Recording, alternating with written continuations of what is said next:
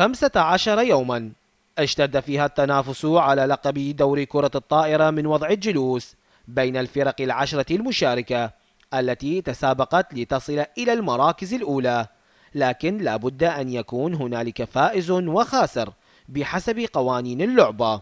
تنافست الفرق العشرة تنافس على مستوى جدا عالي لغرض تحقيق اللقب، وهذا طبعا حيعطينا زخم كبير وفد قاعدة واسعة لاختيار لاعبي المنتخب الوطني والمنتخب الشباب أيضا والناشئة أمام استحقاقات الدولية القادمة. البطولة حققت بعض الثمرات وبعض النجاحات، ونتمنى يخرج المدربين والاتحاد بفريق متكامل، فريق من أجل الحفاظ على هاي اللعبة. مباراتان هما آخر ما حملت هذه البطولة، فبالنسبة لتحديد المركزين الثالث والرابع وصل إليه فريقا نادي الولاء ولجنة ذي قار.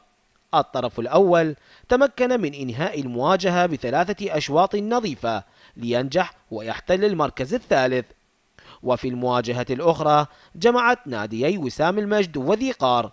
لقاءهما احتدم فيه الصراع على الفوز بالمركز الأول، النقاط تميل كفتها مرة هنا وأخرى هناك، لكن وسام المجد اجتهد وثابر أكثر ليخرج بعلم الانتصار ب3 أشواط مقابل شوط واحد لذي قار. وهذا الإنجاز مالتنا مو يعني بعد جهود اللي احنا قدمناها النادي وسام المجد وللرياضيين، وما خذلونا اللاعبين بهاي البطولة. والحمد لله والشكر بعد منافسة قوية مع فريق منتخب ذي قار اللي يضم أكثر عناصر المنتخب الوطني العراقي، أحرزنا المركز الأول وبجدارة وبجهود اللاعبين وبجهود المدرب والكادر التدريبي والهيئة الإدارية نادي وسام المجد.